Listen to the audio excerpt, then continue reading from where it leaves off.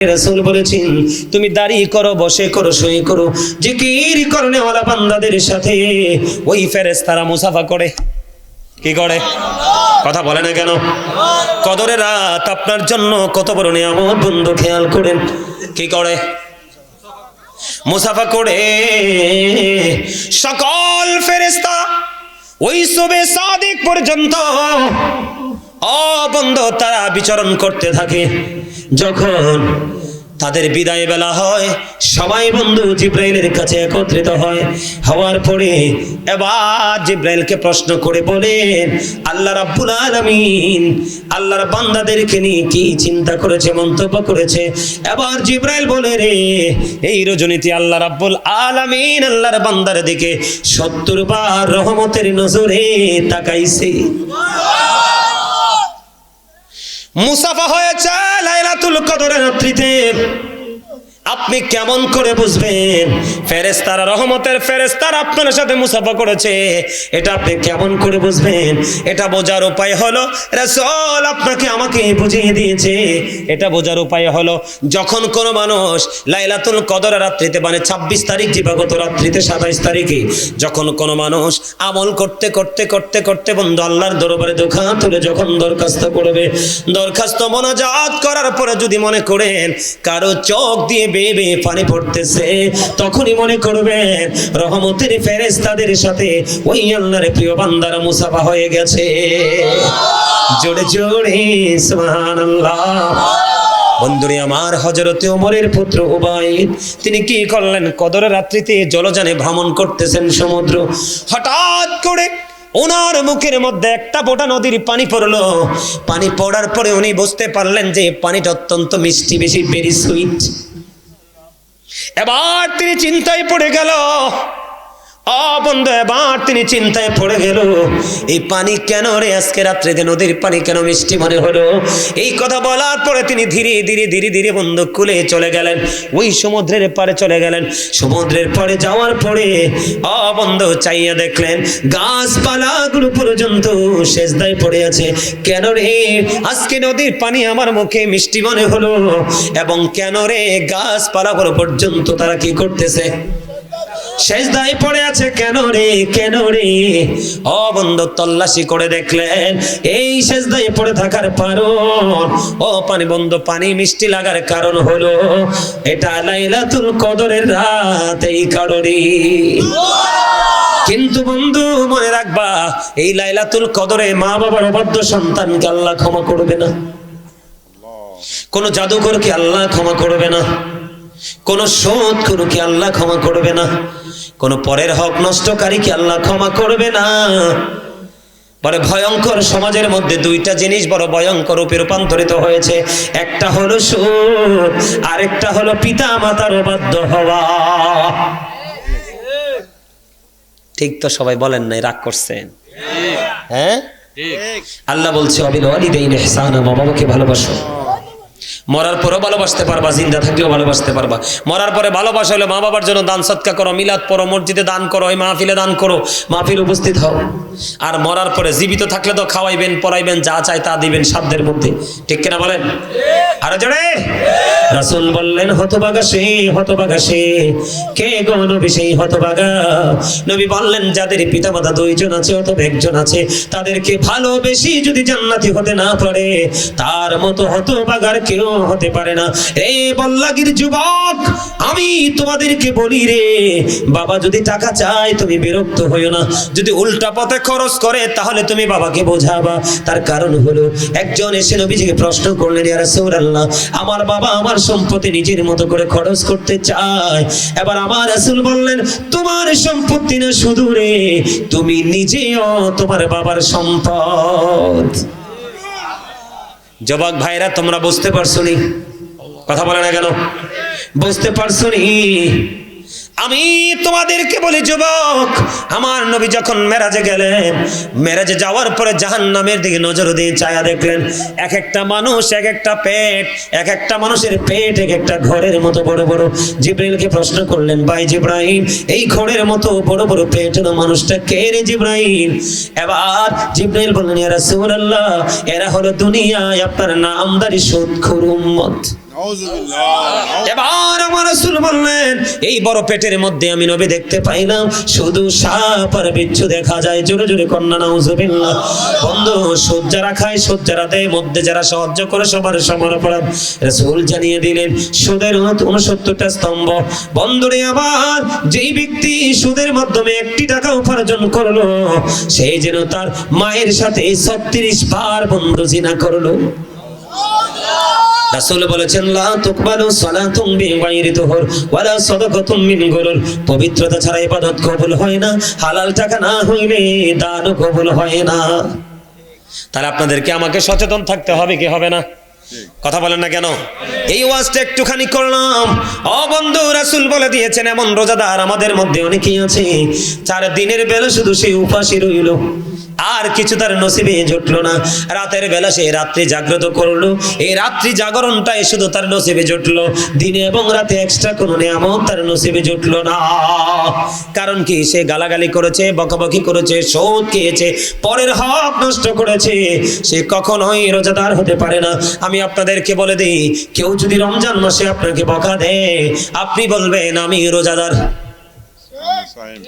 কেউ যদি আপনাকে বলে, আপনাকে বকা দেয়, আপনি একটাই বলবেন আমি রোজাদার, আমি রোজাদার, আমি রোজাদার। বাকি কাজ বন্ধু আল্লাহর। ঠিক কিনা বলেন? আরো জোরে বলেন। আপনারা জানেন কি জানেন কিনা জানি না, রাসূল বলে দিয়েছে আমাদের জন্য কত বড় নিয়ামত। রাসূল বলেছেন, ইদা জা রমাদান ফাতিহাত আবওয়াবুল জান্নাহ ওয়া গুল্লিকাত আবওয়াবুন নার সুফিনাতিশ শায়াতিন। আমার রাসূল বলে দিয়েছেন, যখন রমজান আগমন করে জান্নাতের দরজাগুলো খুলে দেওয়া হয়, জাহান্নামের দরজাগুলো বন্ধ করে দেওয়া হয়, শয়তানকে বন্দী করে দেওয়া হয়। কারণ আমরা বন্ধু 12 মাসে আমল করতে পারি না শুধু শয়তানের কারণে। কারণ এই শয়তান আমাদের প্রকাশ্য শত্রু, কিন্তু প্রকৃত মুমিন যারা, তাদের সম্পর্কে আমার আল্লাহ বলেছেন, ইন্না কাইদা শাইতানি কানা দাঈফা। আমার আল্লাহ বলেছেন, শয়তান ডিসেপশন ইজ ভেরি উইক। জোরে জোরে বলুন আলহামদুলিল্লাহ। যখন রমজান আগমন করে জান্নাতের দরজা খুলে দেওয়া হয়, জাহান্নামের দরজা বন্ধ করে দেওয়া হয়, শয়তানকে বন্দী করে দেওয়া হয়। যদি আপনি সব ধরনের অপরাধ বাদ দিয়ে বন্ধু সুন্দর করে রোজাটা রাখতে পারেন, আপনার জন্য স্পেশাল নিয়ামত হলো, রাসূল বলেছেন জান্নাতের একটা গেট আছে, সেই গেটের নাম হলো বন্ধু রাইয়ান। ওই কাল হাসরের দিন রোজাদাররা রাইয়ান নামক জান্নাতের গেট দিয়ে বন্ধু প্রবেশ করবে। রোজাদাররা ঢোকার পরে গেটটা ব্লক করে দেওয়া হবে। যারা কন্যা সুবহানাল্লাহ। বেশি বেশি করে দান করবেন। একটা কোরআন খতম পড়ালে 700 কোরআন খতমের সওয়াব পাবেন। একটা মিলাদ পড়ালে রমজানের উসিলায় 700 মিলাদের সওয়াব পাবেন। বন্ধু, আপনাদেরকে আমি বলে দিতে চাই, রমজান মাসে তারাবি কয় রাকাত পড়বেন? 20 রাকাত। সকল সাহাবায়ে কেরামের ইজমা হয়েছে, 20 রাকাত। সকল সাহাবায়ে কেরামের ইজমা হয়েছে, তারাবি নামাজ 20 রাকাত। কাঠমোল্লা বের হবে যুগে যুগে পৃথিবীকে ধ্বংস করার জন্য, শুধু বলবে নাই নাই নাই, বেদাত বেদাত বেদাত। এই বক্তব্য শুনবেন না, এই বক্তব্য শুনলে ধ্বংস হয়ে যাবেন। যারা বারবার বেদাত বলে, তাদের 2 পকেট ভর্তি, মাথা ভর্তি বেদাত। কথা বুঝেননি আমার? এখন বেদাত বলতে বলতে মানুষগুলোকে আমল থেকে দূরে সরিয়ে দিয়েছে। দেখবেন এই কাঠমোল্লারা কেউ বলে 12 রাকাত, কেউ বলে 8 রাকাত। সাহাবায়ে কেরাম এত দামি, সাহাবায়ে কেরামের ঘোড়ার খুরার নিচের 3 আঙ্গুলের 1 চিমটি মাটি যদি বন্ধু একটা পাল্লায় তোলা হয়, ওই গাউসে পাক থেকে ধরে কিয়ামত পর্যন্ত যত আল্লাহর ওলি পৃথিবীতে সৃষ্টি হবে, সকল আল্লাহর ওলিকে যদি একটা পাল্লায় তুলে দেওয়া হয়, সাহাবায়ে কেরামের ঘোড়ার খুরার নিচের 3 আঙ্গুলের 1 চিমটি মাটির ওজন ভারী হয়ে যাবে। কারণ সাহাবীরা চর্মচক্ষু দ্বারা নবীকে দেখেছে, অন্তর দ্বারা বন্ধ নবীজির প্রতি বিশ্বাস শ্রদ্ধা করেছে, নিজের জান মাল সব নবীজির জন্য কুরবানি করে দিয়েছে। ওই সাহাবায়ে কেরাম যদি 20 রাকাত বন্ধু তারাবি পড়তে পারে, তাহলে আপনার আমার পড়ার দরকার আছে না নাই? আরো জোরে বলেন। আহলুস সুন্নাত ওয়াল জামাত নবীকে ফলো করবে সাহাবায়ে কেরামের মধ্যে, ঠিক কিনা? সাহাবায়ে কেরামের মাধ্যমে। আর তাবিঈরা ফলো করেছেন কি সাহাবায়ে কেরামদের মাধ্যমে, ঠিক কিনা বলেন? এমনি করে করে করে করে আজ পর্যন্ত আমাদের কাছে ইসলাম এসেছে বন্ধু। আমি আপনাদেরকে বলি, কেউ বেদাত বললে আপনারা কি করবেন না, ক্ষান্ত হবেন না। আমার দিকে তাকান, বিরক্ত হননি? এই ওয়াজটার দরকার নেই? বেশি দরকার কিনা বলেন? আমি আপনাদেরকে বলি, নরমাল যদি কোনো একটা ইবাদত রমজান মাসে করেন, একটা ফরজ আমলের সমান সওয়াব দেওয়া হবে। নরমাল যদি একটা আমল আপনি করেন, একটা ফরজ আমলের সওয়াব হবে। আর যদি আপনি একটা ফরজ আমল করেন বন্ধু, তাহলে 70টা ফরজের সওয়াব আপনার আমল নামায় দেওয়া হবে। জোরে জোরে বলুন না সুবহানাল্লাহ। এই জন্য সবাইকে বলছি হালাল খাবার দিয়ে সাহারি করবেন, ঠিক কিনা বলেন? ইফতারিটা হালাল কিছু দিয়ে করবেন। আল্লাহ রাসূল বলেছেন তোমরা খেজুর দিয়ে ইফতারি করো, কারণ খেজুরের ভিতরে এত এনার্জি আছে এটা আপনি কল্পনা করতে পারবেন না। সেই দিকে আমি ব্যাখ্যা করব না, ওয়াজ আমার অনলাইনে করা আছে, খুঁজে বের করে শুনবেন। খেজুর দিয়ে আলোচনা ইফতার করো। আপনি যদি মনে মনে ভাবেন যে বলো হুজুর কাঁচা খেজুর তো নাই, রাসূল বলেছেন তুমি শুকনা খেজুর দিয়ে ইফতার করো। ইয়া রাসূলুল্লাহ, ইয়া হাবিবাল্লাহ, নবী গো, ও প্রাণের নবী, আমার কাঁচাও নাই গো, আমার শুকনা খেজুরও নাই গো নবী, আমি কি করব? আমার নবীজি বললেন তুমি সাদা পানি দিয়ে ইফতারি করো, কারণ এই দুটোর মধ্যে রোজাদারের জন্য নিয়ামত রয়েছে।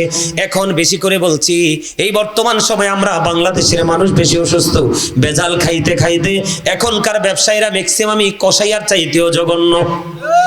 কথা বলেন না কেন?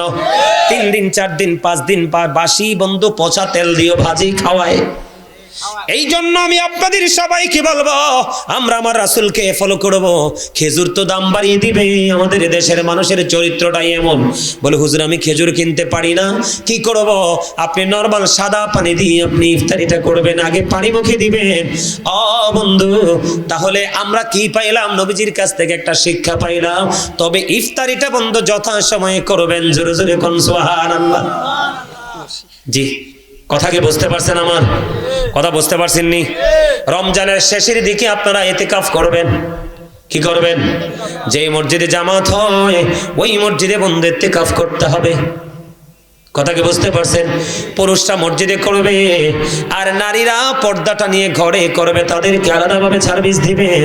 আমার নবীজি যখন রমজানের শেষ 10 দিন আসতো রে, আমার নবীজি ওই মাজা মুবারকের মধ্যে শক্ত করে কাপড় বেঁধে তিনি আমল করতেন। চুড়ে চুড়ে কোন সুবহানাল্লাহ। এবার বিবিদেরকে তিনি ডেকে ডেকে দিতেন জোরে জোরে সুবহানাল্লাহ। করবেন নি আপনারা? কথা বলেন না কেন? সুন্দর করে। আপনারা কি উশৃঙ্খল করবেন না? গান বাদ্যযন্ত্র শুনবেন না, আয়োজন করবেন না।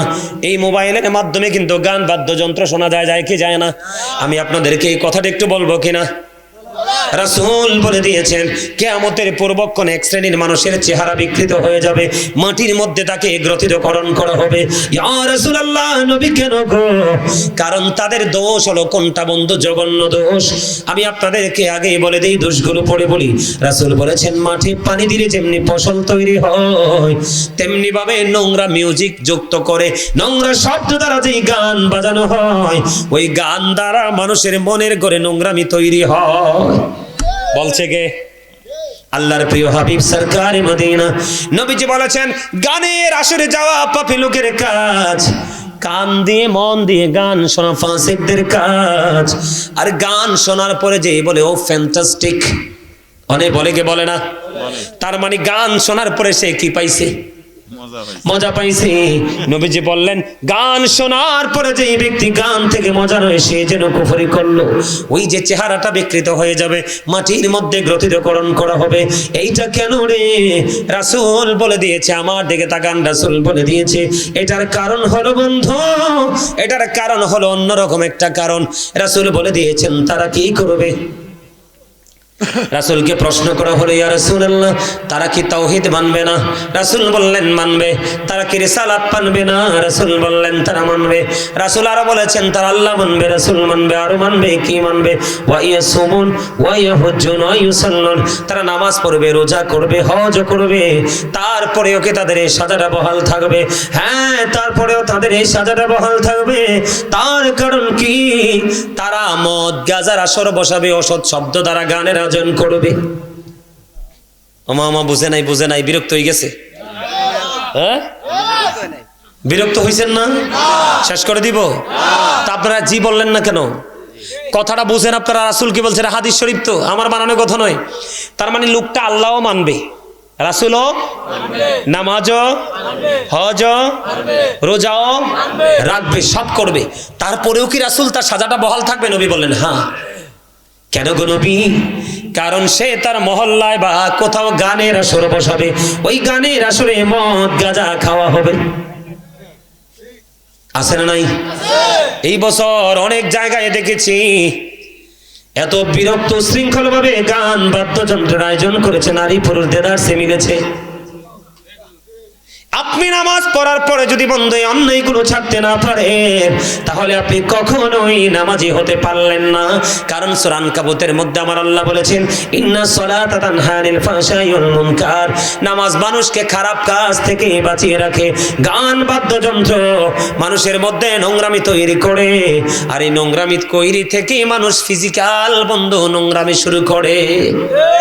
আমার কথা কয় না? কথাগুলো আপনারা মানেন বা না মানেন, এটা কিন্তু চিরন্তন সত্য।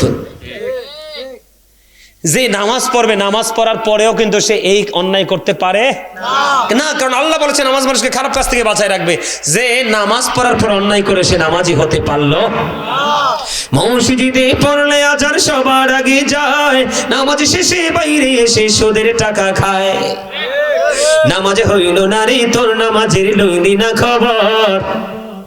ওমা কথা কয় না? গান ওলা, সুদ হলা, গোশ হলা, আছে না নাই? নামাজ কি হইছে? নামাজ হয় নাই। বন্ধুরে আমার, হযরতে আবু যর রাদিয়াল্লাহু তাআলা আনহু থেকে হাদিস খানা বর্ণিত। আপনাদের এলাকায় গাছের পাতা ঝরে নেই? কথা কয় না কেন?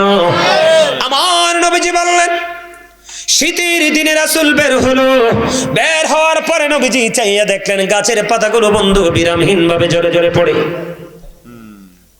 এই দৃশ্য দেখার পরে, যুবক তোমরা শোনো, আমার যত টেনশন তোমাদেরকে নিয়ে, কারণ তোমরা ইসলাম থেকে দূরে চলে গেছো, বেঈমানকে তোমরা আপন করে নিয়েছো। নবীজি গাছের ঢাল ধরলেন, ধরে আবার আবু যরকে একটা ডাক দিলেন। আবু যর উত্তর দিলেন, লাব্বাইকা ইয়া রাসূলুল্লাহ। আমার নবী বললেন, রে আবু যর, তুমি চাইয়া দেখো শীতের কারণে গাছের পাতাগুলো যেমনি বিরামহীন ভাবে ঝরে ঝরে পড়ছে, ঠিক তেমনি ভাবে আল্লাহর কোন বান্দা যখন নামাজের মাধ্যমে আল্লাহর কুদরতি কদমে সিজদা লাগাইয়া দিয়ে নামাজ পড়বে, ওই শীতের দিনের গাছের পাতার মতো তার জীবনের সবগুলো গুনাহ ঝরে পড়ে যাবে। এটাও নবীজির হাদিস, ওইটাও নবীজির হাদিস। কথা কন না কেন? তার মানে হলো, নামাজ যদি তুমি নামাজের মতো পড়তে পারো, নোংরামি কখনোই তোমার কাছে প্রিয় হবে না। আর নোংরামি যদি তোমার কাছে প্রিয় হয়ে যায়, তাহলে কখনোই আমল তোমার কাছে প্রিয় হতে পারে না। কারণ ইমানদার আর মুনাফিক কখনো এক হতে পারে না। কথা বলেন না কেন? ভালো মানুষ এবং খারাপ মানুষ কখনো এক হতে পারে না।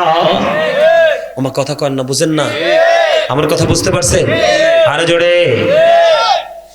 এখন টিভি খুললে দেখা যায় অনেক নোংরামির খবর। আমরা যদি সত্যিকারের নামাজি হতাম, আল্লাহ ওয়ালা হতাম, তাহলে কি এই নোংরামির খবর আমরা পাইতাম? আমি আপনাদেরকে বলি, গতকালকে খবরের মধ্যে পাইলাম, একদিনে না জানি 2 দিনে, কয়দিনে জানি না, কি কোন টিভিতে জানি একটা খবর আসলো বন্ধু, 65টা নারীকে নাকি কবরেছেন, ধর্ষণ করা হয়েছে। এর মধ্যে একটা শিশু আছে 4র্থ শ্রেণীর। জোরে জোরে কন্যা নাউজুবিল্লাহ। 72 ঘন্টায় 65টা নারীকে ধর্ষণ করা হয়েছে। এই ধর্ষকরা কি কোনো মায়ের উদর থেকে আসে নাই? কথা বলেন না কেন? একজন প্রফেসর, একজন ডক্টর, তিনি বন্ধু ফেসবুকে একটা পোস্ট করেছিল। আমার একজন ছাত্র আমাকে দেখিয়েছে, হুজুর, একজন লেকচারার 100% এডুকেটেড পারসন একজন এই পোস্টটা করেছে, দেখেন। আমি বললাম কি, ওই দর্শকদের উদ্দেশ্যে তিনি একটা বক্তব্য দিয়েছে, রেপিস্টদের বিরুদ্ধে তিনি একটা বক্তব্য দিয়েছে। অনষ্ট চরিত্রের মানুষেরা, ক্যারেক্টারলেস পিপলেরা, তোমরা শোনো, কোন নারীকে ধর্ষণ করার আগে তোমরা মুখটা একটু ভালো করে দেখে নিও, হয়তো বা হতে পারে ওই নারীটা তোমার মা না হয় বোন। কথাটা ঠিক কিনা বলেন? আরো জোরে বলেন, ঠিক কিনা? আরো জোরে বলেন ঠিক কিনা? আল্লাহ রাসূল বলেছে কেউ যদি বাবার বয়সে কাউকে বকা দেয় সে যেন তার বাবাকে বকা দিল। আমার রাসূল বলেছে কোন মায়ের বয়সী কোন নারীকে যদি কেউ গালি দেয় অপমান করে সে যেন তার মাকে অপমান করলো। আপনি বলেন কোন যুবক কোন কুলাঙ্গার কোন ক্যারেক্টারলেস ম্যান যদি কোন চরিত্রহীন লম্পট যদি আমার কোন বোনকে বন্ধ দর্শন করে তাহলে সে যেন তার বোনের দিকে আঙ্গুল তুললো। ঠিক কিনা বলেন? আরো জোরে বলেন ঠিক কিনা বলেন? কোন মায়ের বয়সী নারীকে যদি তুমি দর্শন করো এইটা কিন্তু তোমার মায়ের দিকেও যায়, কারণ এই নারীটা তোমার মায়ের জাত। কথা বলেন না কেন? আমি আজকে এই বল্লাগের যুবক আমি তোমাদেরকে বলি তোমাদের সমাজের মধ্যে তোমরা শক্ত ইউনিটি করে তোলো। তোমরা হলে আগামী দিনের ভবিষ্যৎ। তোমাদের হাত ধরে আগামীর বাংলাদেশ এগিয়ে যাবে রে যুবক। টাকার জন্য আমি তোমাদেরকে বলি আল্লাহর হাবিব বলেছে তুমি যদি জানো কোন মানুষ ক্যারেক্টারলেস চরিত্রহীন লম্পট ও বন্ধু তুমি যদি কোন জানো কোন মানুষ জালেম তুমি যদি জানো কোন মানুষ অত্যাচারী এটা জানার পরেও তুমি 500 টাকার জন্য একটা ব্যাগ বাজারের জন্য একটু সুবিধার জন্য যদি তুমি কিছু সময়ের জন্য যদি তুমি ক্যারেক্টারলেস ম্যানকে যদি তুমি সাপোর্ট দাও রাসূল বলেছে তুমি আর মুসলমান থাকো না, তুমি মুসলমান থেকে খারিজ হয়ে যাবে। জোরে জোরে বলেন না নাউজুবিল্লাহ। আমি আপনাদেরকে বলি আজকের বাংলাদেশে যে রেপিস্টটা প্রকাশিত হয়েছে বন্ধু চরিত্রহীন লম্পটেরা প্রকাশিত হয়েছে তাদের কেউ না কেউ লিড দিচ্ছে। তোমার কথা বলেন না কেন? কেউ না কেউ তাদেরকে মদত দিচ্ছে। মনে রাখবেন চুরি করার পরে মাল যদি লুকানোর জায়গা না থাকে চোর চুরি করবে না। তার মানে অন্যায় করার পরে যদি প্রশ্রয় না পায় সে কোনোদিন অপরাধ করবে না। আমার কথা ঠিক আছে নি? এই জন্য আমি আপনাদেরকে বলি কোন মানুষকে বন্ধু হত্যা করা যাবে না, কিন্তু ধর্ষণ যারা করে জিনা যারা করে তাদেরকে হত্যা করা যাবে। কোন মানুষকে খুন করার বৈধতা নাই। আমরা মুসলিম কান্ট্রিতে বসবাস করি, ঠিক কিনা বলেন? আমার নবীজি বলেছে এই দেশে কোনো বেঈমানকেও যদি হত্যা করা হয় সেই জন্য গোটা জাতিকে হত্যা করলো। তাহলে খুনটা অত্যন্ত সেনসিটিভ একটা বিষয়, ঠিক কিনা? রাসূল বলেছে হত্যা করা যায় না, কিন্তু বন্ধু জিনা করনেওয়ালা এই অসভ্য চরিত্রহীন লম্পটদেরকে হত্যা করা যাবে। কিন্তু আমাদের বাংলাদেশের আইনের খবর আমি জানি না কেমন করে ধর্ষকরা জামিনে ছাড়া পায়। লজ্জা লাগে বন্ধু এগুলো শুনলে।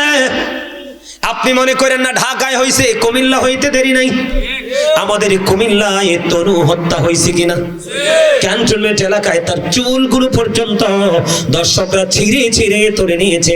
এত নিষ্ঠুর কেমন করে হয়?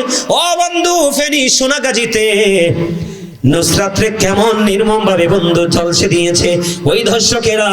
এটা হোক টিচার হোক ডাক্তার হোক এমপি হোক মন্ত্রী সবাই সম্মিলিত ভাবে ধর্ষককে বন্ধু প্রতিহত করতে হবে, অন্যথায় ওই ব্যক্তির মতো হবে আপনার আমার অবস্থা। আমার আল্লাহ জিব্রাইলকে বললেন জিব্রাইল যাও যাও অমুক অমুক শহর উল্টে দাও ধ্বংস করে দাও। জিব্রাইল আল্লাহর অর্ডার নিয়ে চলে গেলেন। যাওয়ার পরে দেখলেন এখানে এমন একজন আল্লাহওয়ালা লোক যিনি এক মুহূর্তের জন্য আল্লাহর নাফরমানি করে নাই। জিব্রাইল ওখানে গিয়ে ডাক দিলেন আল্লাহ গো এখানে তোমার এমন একজন প্রিয় বান্দা আমি পেয়েছি গো, সে জীবন একটা মুহূর্তের জন্য কি করে নাই তোমার নাফরমানি করে নাই, আমি কি তাকে সহ হত্যা করে দিব? আমার আল্লাহ বললেন হ্যাঁ তাকে তো ধ্বংস করে যাও। আল্লাহ কেন গো? ও মালিক সে তো তোমার গোলাম। আমার আল্লাহ ডেকে ডেকে বলে জিব্রাইল জিব্রাইল রে সে আমল করেছে ঠিকই, কিন্তু তার সামনে অনেক অন্যায় হয়েছে অপরাধ হয়েছে, সে কোনোদিন অন্যায়ের প্রতিবাদ করে নাই, এই জন্য তার বেঁচে থেকে কোনো লাভ নাই। ওই জালেমদের সাথে তাকে পর্যন্ত ধ্বংস করে দাও। এই জন্য বন্ধু বলে হুজুর আমার সমাজে যিনি অন্যায় করে তিনি তো ধনী লোক। আমার আল্লাহ রাসূল শিখিয়ে দিয়েছে তোমাকে অপশন দিয়ে দিয়েছে তুমি টাকা দিয়ে জালেমের মোকাবেলা করো, তুমি যদি এটা দিয়ে না পারো লাঠি দিয়ে মোকাবেলা করো। ও বন্ধু সম্মিলিতভাবে করো, কোনোভাবেই তুমি তাকে প্রতিহত করতে পারো না। নবীজি বললেন তুমি তাকে দেখলেই তুমি থুতু নিক্ষেপ করো। কি করো? থুতু নিক্ষেপ করো। আল্লাহকে ডেকে বলো আল্লাহ এই জালিমকে আমরা দমাতে পারবো না, তুমি দমিয়ে দাও। আমার আল্লাহ বলবে কুন ফায়াকুন। সঙ্গে সঙ্গেই ফিনিশ।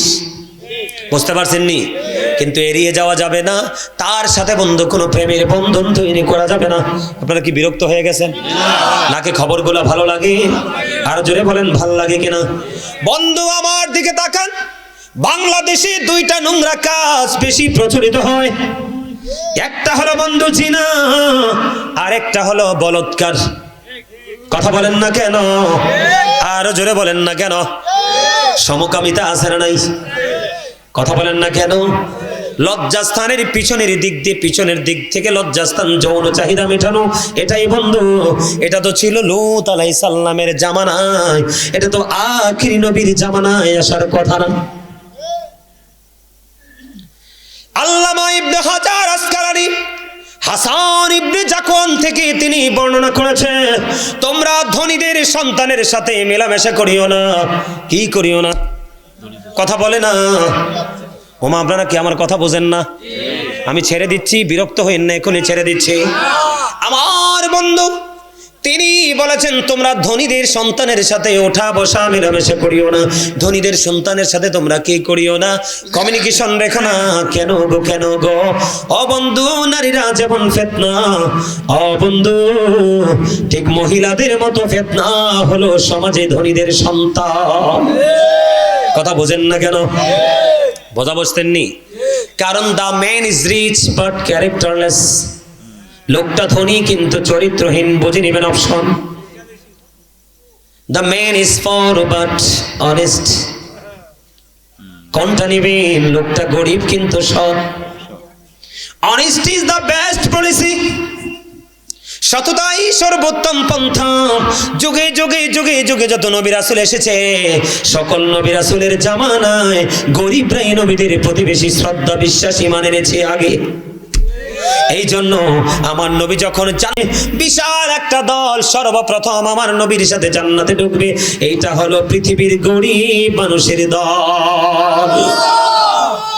কারণ কি জানেননি? The rich are not always happy. ধনীরা সব সময় সুখী নয়। The poor are born to suffer.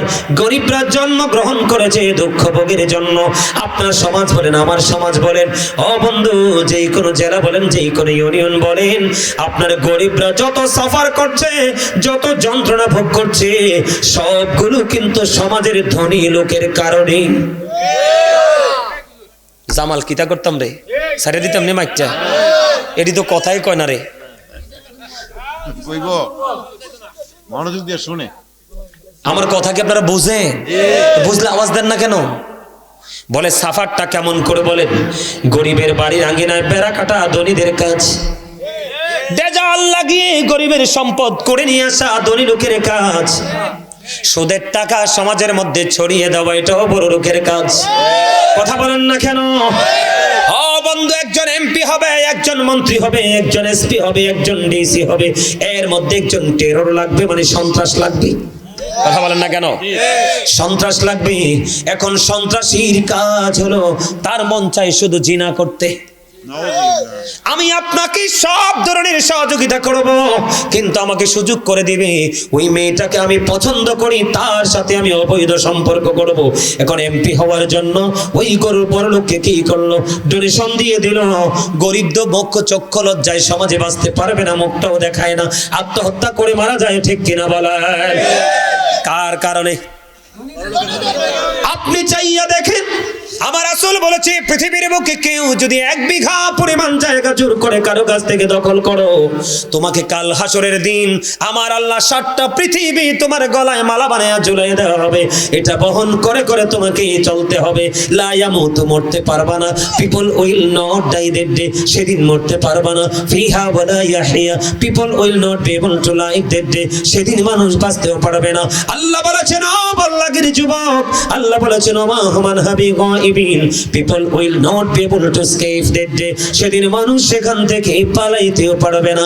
তুমি দৌড় দিবে। আল্লাহ বলেছেন, ইন্না বাতশা রাব্বিকা লাশাদীদ, the seizing of Allah is difficult. আল্লাহর ধরা, আল্লাহর পাকড়াও বড় শক্ত। আল্লাহ শক্ত করে ধরবে, দৌড় দিতে পারবে না।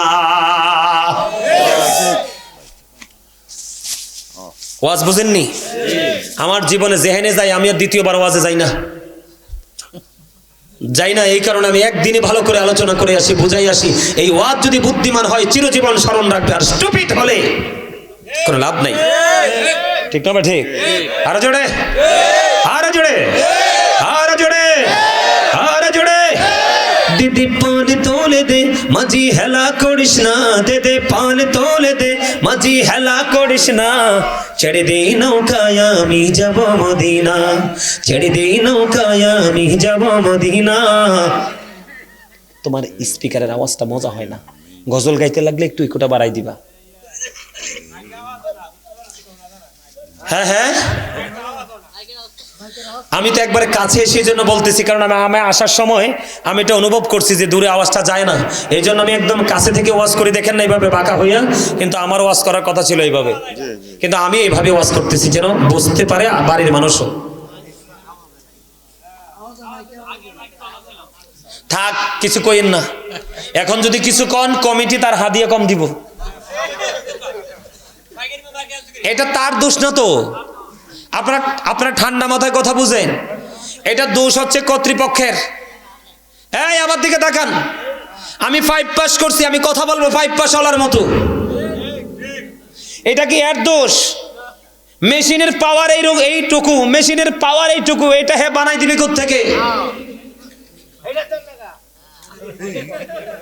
সেইগুলো পূজা বই আনছে, আপনি তো তারে দোষ দিলে হবে না। কথা কয় না? কিরে ভাই, বল কইছি আমি? মেশিন যতটুকু পাওয়ার আছে সে ততটুকু সার্ভিস দিবে। এখন আপনাকে মেইন করতে হবে কোনটা, যে কোনটা অনেক বেশি সাউন্ড দিবে। আমার তো সাউন্ড মা বোনদের কাছে পৌঁছাইতে হবে। এখন এটা মাইকটার পাওয়ার এমন, এটা তার দোষ না। সাইন আবার এত কথা শোনার পরে খোয়া দিয়ে কম দিয়েন না, 10 টাকা বাড়াই দিয়েন। আলহামদুলিল্লাহ বলেন। আরো জোরে, আরো জোরে। তাহলে বড় লোকের সন্তান কি? বড় লোকের সন্তান নারীদের মতো ফেতনা। আপনি বড় লোক কিন্তু জাতকুলের ভয় করে না, টাকা দিয়ে ধামাচাপা দেয়। আমার কথা কয় না, আমি বিরক্ত হয়ে যাইতেছি। কথা বলেন না কেন? মোটামুটি 25% আসছে, 100% হইতোই বাবাস। কি কন? আপনি বলে সবার মামু। আজকে মাহফিল আইতে আইতে গাড়িতে বই বই আসতে আসতে শেষ করছে সবার মামু। এটা তাই আসলে হাসিটা মামুর মতোই দিছে। কথা বোঝেন না আপনারা কি? আমার কথা আবারও বলছি, বিরক্ত হন। আর এগুলো তো আপনার জেনে রাখা দরকার। এগুলো না জানলে আপনি বুঝবেন কি করে? আমাকে তো আপনারা আনছেন এই বোঝানোর জন্য। আমি কিন্তু টাইম পাস করে চলে যেতে পারতাম। দেখেন 2 ঘন্টা উপরে হয়ে গেছে, তারপর আমি নামতেছি না। আমি আপনাদেরকে বোঝাইতে চাই, এই বিষয়টা একটু বুঝাই, আপনারা একটু খেয়াল করেন। তোমরা বড় লোকের সন্তানের সাথে মেলামেশা করিও না। তারা হলো সমাজের ফিতনা, জাতির জন্য ফিতনা, তারা হলো কলঙ্ক। তবে সব বড় লোক এক নয়, হাজারের মধ্যে 2-4টা ভালো আছে। কথা বলেন না কেন? বলে হুজুর এটা কি আপনার মন গড়া কথা? না না না, রাসূল বলেছেন পৃথিবীর মানুষ। আব্দুল্লাহ ইবনে মাসউদ রাদিয়াল্লাহু তাআলা আনহু থেকে হাদিস বর্ণিত, রাসূল বলেছেন পৃথিবীর মানুষ, তোমরা পৃথিবীতে 2 শ্রেণীর মানুষের সাথে কম্পিটিশন করো হুজুর, ওই মানুষগুলোকে। আবার রাসূল বলেছেন 1 শ্রেণীর মানুষ হলো পৃথিবীর বুকে যে সুশিক্ষায় শিক্ষিত মানুষ আছে, যার শিক্ষার ছোঁয়া লাগলে সমাজ থেকে অন্ধকার দূর হয়ে যায়, ওই সমস্ত শিক্ষিত মানুষের সাথে কম্পিটিশন করো। তোমাদের সমাজের মধ্যে অনেক অনেস্ট মেন আছে, বড় লোক ধনী লোক রিচ মেন আছে, অনেক দৌলতের মালিক, সে তার ধন দৌলত নষ্ট কাজে ব্যয় করে না, আল্লাহর গোলামিতে নিয়োজিত। যেমন মাহফিলে, মসজিদে, মাদ্রাসায়, এতিম, রাস্তাঘাট, জনগণের সাথে এসে খরচ করে, ওই সমস্ত ধনী লোকের সাথে কম্পিটিশন করো। এখন 2টার একটার ধারে কাছেও আমরা নাই। আমরা আছি একটা বাড়ি হইছে একতলা, আর একটা হবে 5 তলা। আমরা কি মুমিন হইতে পারছি? আর যারা বলেন পারছি। তাহলে আপনার সন্তানকে 3টা জায়গা সমান করে দিবেন। কয়টা জায়গা? তখন আপনার ছেলে জিনা যারা করছে, কারো না কারো ছেলে। কথা বলেন না কেন? যারা ধর্ষণ করতেছে, রেপিস্ট যারা, তারা কারো না কারো সন্তান কিনা বলেন। এটার জন্য আপনাকে পারিবারিক শিক্ষা দিতে হবে। 3টা জায়গা দিতে হবে। কয়টা? একটা হলো পারিবারিক শিক্ষা, আরেকটা হলো সামাজিক শিক্ষা, আরেকটা হলো সে যখন বড় হতে থাকবে কোন মানুষের সাথে বন্ধুত্ব করে সেই নজর। তিনটা জায়গা সমান করে দেন, আপনার সন্তান কোনোদিন লাইনচ্যুত হবে না। আমার দিকে তাকান। বন্ধু, হযরতে সুফিয়ান সাউরি রাদিয়াল্লাহু তাআলা আনহু তিনি গোসলখানায় ঢুকলেন। কোথায়? এরে, এটা কি রাগ হয়ে উঠে গেছে? এদিকে আসো। আলহামদুলিল্লাহ কর। সমাজের মধ্যে মেয়ে এরকম দুই একটা ফলাফল যদি থাকে, সমাজ কখনো নষ্ট হতে পারে না। বুঝেন নাই? শিয়ালনির বাচ্চা 60টা আর বাঘিনীর একটা, চোখ মেলে চাইলে শিয়ালনির 60টা গর্ত না গর্তের তলদেশে ঢুকে। ন্যায় পরায়ণ একটা যুবকী সমাজকে একবারে ক্লিন করা যথেষ্ট। কথা বলে না কেন? আর জোরে। সুফিয়ান সাউরি রাদিয়াল্লাহু তাআলা, আমি জিনা ব্যভিচার নিয়ে কথা বলতেছি, বলৎকার নিয়ে কথা বলতেছি। সুফিয়ান সাউরি রাদিয়াল্লাহু তাআলা আনহু তিনি গোসলখানায় ঢুকলেন। গোসলখানের দরজাটা ফাঁক করে একটা টকটকে কিউট একটা বালক ঢুকে বলল গোসলখানার ভিতরে। এবার সুফিয়ান সাউরি একটা ডাক দিলেন ভিতর থেকে, ডাক দিয়ে বললেন, কে আছো? কে আছো? এদিকে চলে আসো। আমার গোসলখানায় ছোট্ট একটা বালক ঢুকে পড়েছে, তাকে তাড়াতাড়ি বের করে নাও। কারণ কি? কারণ কি? তার কারণ হলো আমাদের সমাজের মধ্যে অনেক কিউট ছেলে থাকে কিনা? ওই ছেলেকে, ওই কিউট ছেলেটা 8 বছর, 10 বছর, 12 বছর, যত বছরই হোক, 6, 7, 8, 10, 12 বছর, এই বয়সে কখনো কোনো প্রাপ্ত ছেলের সাথে আপনি নির্জনে যাইতে দিবেন না। কি করতে পারবেন না? সুফিয়ান সাউরি রাদিয়াল্লাহু তাআলা আনহু বললেন, একটা মেয়ের সাথে থাকে একটা শয়তান কয়টা? কথা বলেন না কেন? একটা নারীর সাথে থাকে একটা শয়তান, আর একটা কিশোর বয়সের একটা ছেলের সাথে থাকে 10টা শয়তান। কারণ রাসূল বলেছেন, দুইজন যখন অপরিচিত থাকে এর মধ্যে তিনজনের তৃতীয় হলো শয়তান। এই জন্য সুফিয়ান সাউরি বলেছেন, অত্যন্ত কিউট, অত্যন্ত সুন্দর একটা বাচ্চা বালক আমার গোসলখানায় ঢুকলো, বের করে নাও, বের করে নাও। তাহলে এতে বোঝা যায় মেয়ে না শুধু ছেলেদেরকেও কিউট হলে উপযুক্ত ছেলেদের সাথে নির্জনে যাইতে দেওয়া যাবে না।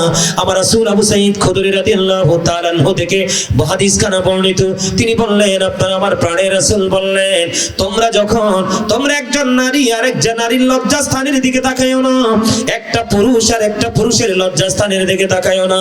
আমার রাসূল বলেছেন, একটা উপযুক্ত যুবক আর একটা উপযুক্ত যুবকের সাথে একই কাঁথার নিচে তোমরা ঘুমায়ও না। একটা উপযুক্ত যুবতী নারী আর একটা উপযুক্ত যুবতী নারীর সাথে একই কাঁথার নিচে তোমরা ঘুমাইও না। এই সিস্টেমে চললে কোনোদিন জিনা ব্যভিচার হবে না। আল্লাহ রাসূল বলেছেন, তোমরা যখন পথ চলো কি করো? তোমরা যখন পথ চলো চক্ষুটাকে নিচু করে চলো, চক্ষুটাকে নিম্নগামী করে চলো। ইয়া রাসূলুল্লাহ, আমি যদি চক্ষুটাকে নিম্নগামী করে চলি গো নবী, তাহলে আমার লাভটা হবে কি? আমার নবীজি বললেন, হাদিস শরীফের মধ্যে এসেছে, তুমি যদি চক্ষুটাকে নিম্নগামী করে রাখো, জীবনভর যদি এমনি চলতে পারো, আমি নবী তোমার জান্নাতের জামিন হয়ে গেলাম। কারণ কি জানেননি? জিনাল আইনুন নাজরু, চোখের জিনা হলো দেখা। চোখের পাপ কি? কথা বলে না। চোখের পাপ কি? চোখের পাপ হলো দেখা। আপনি যদি চক্ষুটাকে নিচু করে রাখেন, নোংরা কোনো জিনিস চোখে পড়বে না। নোংরা কোনো জিনিস যদি চোখে না পড়ে, মনের ঘরে কখনোই ময়লা জমবে না। ময়লা যদি না জমে, আপনাকে দিয়ে কোনোদিন কেউ পাপ করাতে পারবে না। আপনার আমার প্রাণের রাসূল বলে দিয়েছেন, বন্ধু আমার রাসূল বলেছেন, আমার দিকে তাকাও যুবক, আমার দিকে তোমরা তাকাও, সুবর্ণ সুযোগ তোমাদের সামনে আছে। আমি তোমাদেরকে বলছি রে যুবক, আমার রাসূল বলেছে, যেই ব্যক্তি 2 সোয়ালের মধ্যখান এবং 2 রানের মধ্যখানের দায়িত্ব নিতে পারবে, আমি নবী তার জান্নাতের দায়িত্ব নিয়ে নেব। কারণ মুখ দিয়ে মিছা কথা আসে, গীবত আসে, সকল পাপ হয় কি হয় না? আর লজ্জাস্থান দিয়ে জিনা হয়, ব্যভিচার হয়, ও বন্ধু সমকামিতা হয়। এই জন্য রাসূল বলেছেন, প্রত্যেকটা ব্যক্তি 2 ঠোঁটের মধ্যখান জবানের দায়িত্ব নাও, তোমার লজ্জাস্থানের দায়িত্ব নাও, আমি নবী তোমার জান্নাতের দায়িত্ব নিয়ে নিব। ওয়াজ বুঝছেন নি? এবার আরো জোরে। এখন আপনি মনে মনে ভাবতে পারেন, হুজুর গো, জীবন ভর তো অন্যায় করে ফেলেছি গো হুজুর, এখন আমি কি করব?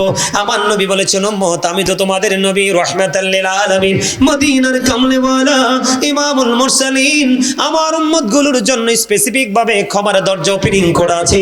ইয়া রাসূলুল্লাহ, কেমন করে? নবীজি বললেন, তুমি আল্লাহর কাছে তওবা করো, ক্ষমা চাও, তবে তওবাটা হইতে হবে তাওবাতান নাসুহা।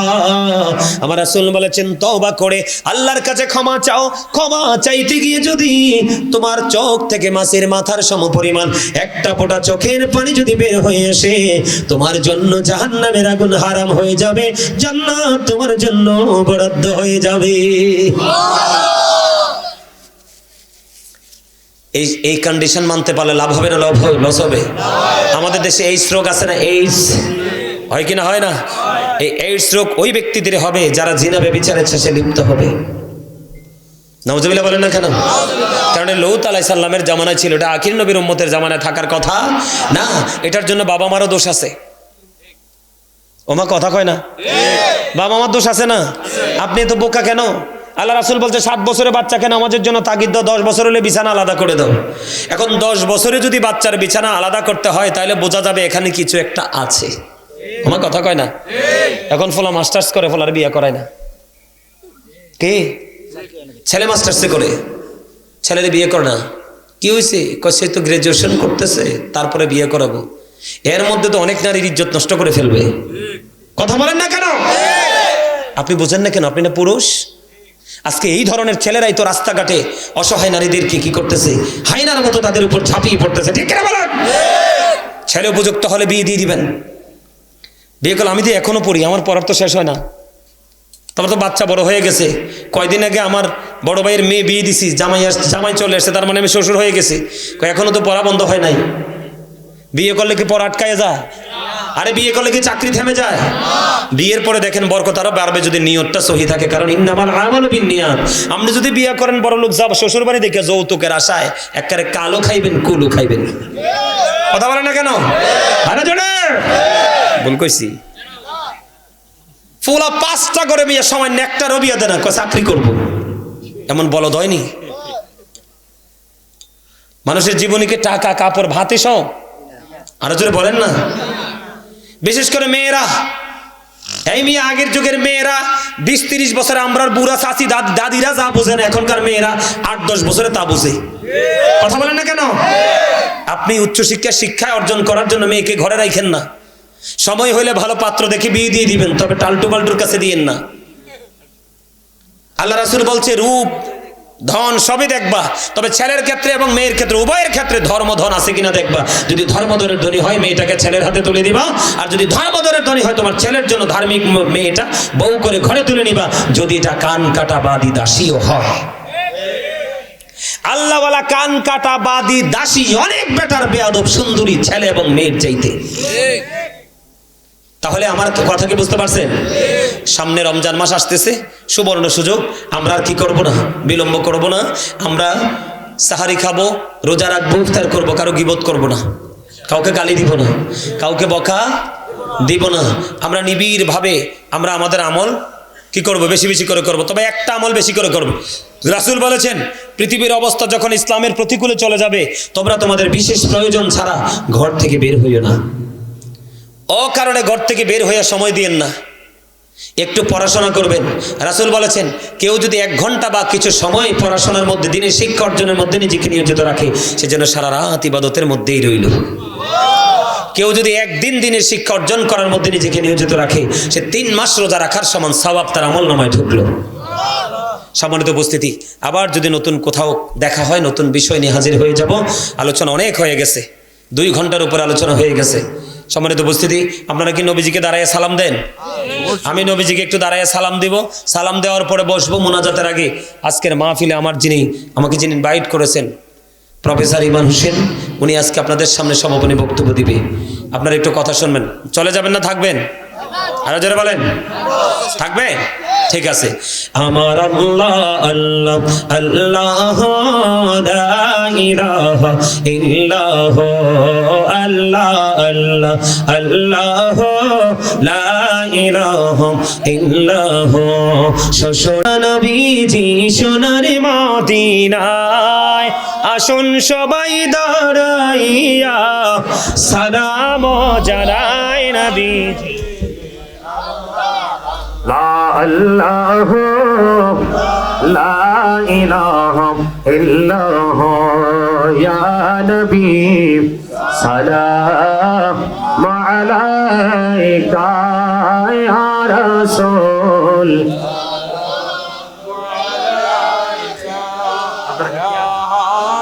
এই আপনারা কি কিয়ামের পক্ষে না? দাঁড়ান, কয়েকজনকে দেখছি রহস্যময় হাসি হাসতেছে। আরে পরে পড়েন নি, আমি বললেন আপনি পড়তেন। পড়ার দলিলটা আমার কাছে, আপনারা জানেন না সেটা। নবীজি জিন্দা না মুর্দা? আল আম্বিয়াউ আহিয়াউন ফি কুবুরিহিম ইউসাল্লুন। নবীজি তার আপন আপন রওজায় জিন্দা, নামাজরত অবস্থায় আছে। শুধু আমার নবী না, সব নবীরা। কথা কি বুঝতে পারছে? কারণ আমরা আমাদের মাঝে যদি আমার চাইতে একটু অনারেবল পারসন আসে, একটু সম্মানে আসে, আমরা তারে দাঁড়ায় সালাম দেই না? মানে ওই ক্ষেত্রে দিয়ে আমি কোনো দলিল চাই না, খুঁজিও না। কিন্তু নবীজির বেলায় দলিল খুঁজবো, তাহলে কি মনে করবো গলত আছে? ঠিক না বলেন? সবচেয়ে বেশি সম্মান কে পাও না আমাদের কাছ থেকে? আরে জোরে বলেন। আরে মিয়া, সম্মান কেমন পাও না জানেন? ডক্টর আহমদ পেয়ারা বাগদাদি, যিনি বসরা ইউনিভার্সিটির লেকচারার ছিলেন, অনেক কিতাব তিনি ইংলিশে লিখেছেন, ফুললি ইংলিশে। ওনার অনেকগুলো কিতাব আমি পড়েছি, অনেক মজা। তিনি বলেছেন, of all the great religious personalities of all prophet Muhammad রাসূলুল্লাহ সাল্লাল্লাহু আলাইহি ওয়াসাল্লাম ওয়াজ দ্য মোস্ট সাকসেসফুল। পৃথিবীতে যত নবী রাসূল এসেছে, সকল নবী রাসূলের মধ্যে মোস্ট সাকসেসফুল, সবচেয়ে বেশি সফল আপনার আমার প্রাণের নবী। ওই নবীর সম্মানে দাঁড়ানো যায় না? আরে ভাই, আপনার যদি মাজায় ব্যথা হয় আপনি বসে থাকেন, আমি আপনাকে কোনো ফতোয়া দিব না। কিন্তু আমি নবীকে ভালোবেসে দাঁড়াইলে আপনি ফতোয়া দিবেন কেন? এই শুধু ডক্টর আহমদ পেয়ারা বাগদাদি তো বাংলাদেশে, আমেরিকার গবেষক মাইকেল এইচ হার্ট তিনি বক্তব্য দিয়েছে, the 100 A ranking of the most influential person in the history. আমেরিকার গবেষক মাইকেল এইচ হার্ট তিনি 100 জন প্রভাবশালীর তালিকা করেছে। ইনফ্লুয়েন্সিয়াল দ্বারা আপনার আমার প্রাণের নবীকে শ্রেষ্ঠ প্রভাবশালী হিসেবে আখ্যায়িত করেছে। সেই নবীকে দাঁড়িয়ে সালাম দেওয়া যায় না? আরে যারা বলেন যায় কি যায় না? 1969 সালে নীল আর মসরম $50 লক্ষ কোটি ব্যয় করে দুই বন্ধুকে নিয়ে চাঁদের দেশে গিয়েছেন, বিন্দু পরিমাণ বালুকণা নিয়ে পৃথিবীতে ফিরে এসেছেন। এই পৃথিবী থেকে চাঁদ মাত্র 1,40,000 মাইল দূরে। আপনার আমার প্রাণের নবী এই পৃথিবী থেকে দাঁড়িয়ে ওই চাঁদের দিকে ইশারা করতে দেরি, চাঁদটা 2টা টুকরা হতে দেরি হয় না। আমরা সেই নবীর উম্মত। কথা বলেন না কেন? আমাদের পাওয়ার অন্য নবীদের চাইতেও বেশি, যদি আমি নিজেকে পাওয়ারফুল করতে পারি। আমি তো পাওয়ারলেস করেছি নিজেকে, নিজের চরিত্র গুণী। কথা বলেন না কেন? আরো জোরে। খবর কি ভালো লাগছে? একজন সাধারণ মানুষের ক্ষেত্রে আমরা দাঁড়ায় সালাম দেই, একদম দলিল করা খবর। মসজিদে নববীতে যখন মিম্বার হলো, হাসান ইবনে সাবিত রাদিয়াল্লাহু তাআলা আনহু নবীজির সম্মানে মসজিদে নববীর মিম্বরে গিয়েছিলেন। দাঁড়াইয়া দাঁড়াইয়া কি করে? বসে না। মদিনায় গেছেন, এখানে কেউ আসেননি? হাত তোলেন। চাচা, আপনি বলেন তো, মদিনা শরীফে নবীজির রওজায় সালাম দিতে গেছেন, এখানে কি বসার সুযোগ আছে? এক দরজা দিয়ে ঢুকো আর এক দরজা দিয়ে সালাম দিয়ে বের হয়ে যাও। তুমি এখানে তো দাঁড়াইলে তুমি ফতোয়া দাও, ওইখানে তুমি দাঁড়াইতে পর্যন্ত পারবা না। বসা তো থাক দূরে, দৌড়ের উপরে থাকবা। মদিনায় যে গেছেন দেখেন নাই, বাথরুম সবগুলো আন্ডারগ্রাউন্ডে। এটা কি নবীর মর্যাদা কিনা? কথা বুঝেন না? এবার আসেন, আমরা নবীজিকে কেন দাঁড়ায় সালাম দেই? সকল সাহাবায়ে কেরাম নবীর সম্মানে দাঁড়িয়েছে, আমরাও দাঁড়াবো। আমি নবীকে ভালোবাসি, আমি ভালোবেসে দাঁড়াইছি। আমার কাছে হলো নবীর ভালোবাসা, আপনার কাছে হইলো বেদাত। বেদাত হইলে আপনি বসে থাকেন। আমি আমার নবীর প্রেমে আমার ভালোবাসাকে কি করব? কথা বলেন না কেন? আরো বেশি বৃদ্ধি করব। কোরআন শরীফটা খোলেন, সূরা ফাতির 9 নম্বর আয়াতে আমার আল্লাহ বলেছেন, অতুয়াজ্জিরহু অতুয়াক্কিরহু। আমার আল্লাহ বলেছেন, help him and respect him. আমার হাবিবকে সাহায্য করো এবং সম্মান। কেন? আমার রাসূল বলেছেন, I am from the light of Allah and everything has been created from my light. রাসূল বলেছেন, আমি আল্লাহর নূর থেকে সৃষ্টির প্রত্যেকটা বস্তু আমি নবীর নূর মোবারক। নবী গো, আপনি কখন নবী ছিলেন? নবীজি বলতেছে, I was a prophet when Adam was mixture of water and mud. আমি ওই সময় নবী যখন আদম ছিল কাদা মাটির মাঝে। তার মানে এখনো আদম হয় নাই, তখনও আমি নবী ছিলাম।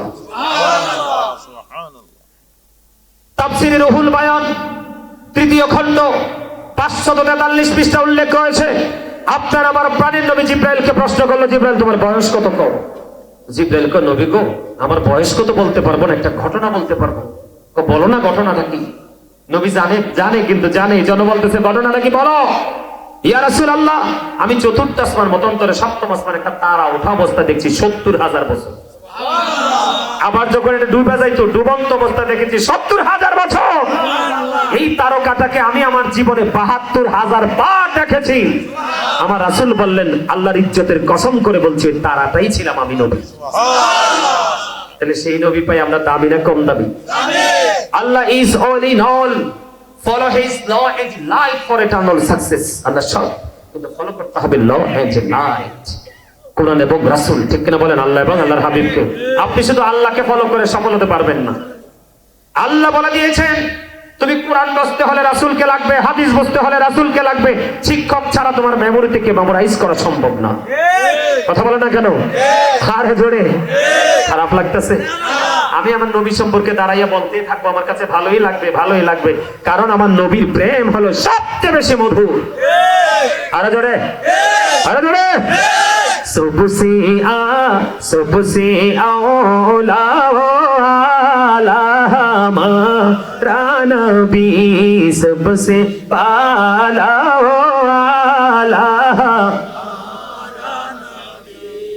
अपने मौला का प्यारा हमारा नबी, अपने मौला का प्यारा नबी, दोनों आलम का दुल्हा हमारा नबी। मरहबा। दोनों आलमेर दूल्हा की আমার নবী। আরে নাম একে নৌশা সাজানো হবে মিয়া, সুবহানাল্লাহ কোন না? আরে জোরে। এজন্য আলা হযরত বলছে কি জানেন নি? খালিক কুল ने आपको मालिक कुल बना दिया, दोनों जहां है आपके कब्जा इख्तियार में। মারহাবা। যেখানে যাবেন মাহফিলে, ভালো না লাগলে বইসা থাকবেন। কি করবেন? কি করবেন? আপনি দিকুরমা ফল সব খাইয়ে দুধ খেলেন, গাজীপুরের এক বেটা 12 বছরের উপরে শুধু খেজুর খায়। তুমি খেজুর খাও কেন? আমি আমার নবীর প্রেমে খেজুর খাই। আর আপনি কি বেদাত ফতোয়া দিতে পারবেন? বলে কোন সাহাবী তো এইভাবে খেজুর খাইয়া ছিল না। আরে হ্যাঁ, প্রেমের দৃষ্টিভঙ্গি থেকে খেজুর খা, তোমার সমস্যা, কিন্তু বেদাত তো কেন? তোমার মাথায় যে টুপি দিছো এটাও তো বেদাত, কারণ নবীর যুগে টুপি ছিল না। কথা বলে কেন? আরো জোরে বলেন, ঠিক না ঠিক? ইয়া নবী সালাম আলাইকা, ইয়া রাসূল সালাম আলাইকা, ইয়া হাবিব সালাম আলাইকা, সালাওয়াত আলাইকা। নবী গো, দেখিলে আপনাকে জীবনের গুনাহ ছড়ে যাবে। দেখা দেন নবী গো স্বপ্নে, আরজ আপনার চরণে, আরবি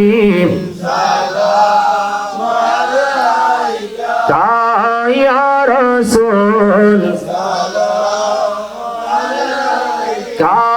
ইয়া হাবিব সালাম আলাইকা, সালাওয়াত আলাইকা। मुस्तफा जानी रहमत पेला लाम शबहे बजमी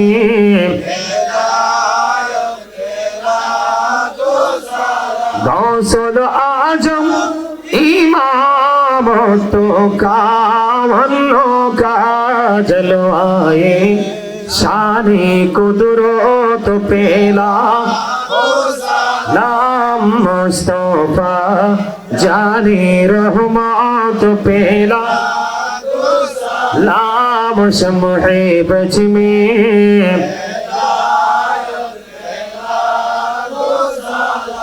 बलगल उला बिकमालिही कसबात दो जा बिजमालिही हसनत जमियो के सालिही सल्लल्लाहु अलैहि वालिही सल्लल्लाहु अला मुहम्मद सल्लल्लाहु वसल्लम मुहम्मद सल्लल्लाहु अस्सलातु वस्सलामु अलैका रसूलुल्लाह अस्सलातु वस्सलामु अलैका हबीबुल्लाह अस्सलातु वस्सलामु अलैका शाफिउल मुजरिबीन अस्सलातु वस्सलामु अलैका रहमतल लिल आलमीन अस्सलातु वस्सलामु अलैका नूरुल्लाहि व जौहरुल अव्वल अरनी बिजमालिका या रसूलल्लाह। সকলে বলেন আলহামদুলিল্লাহ।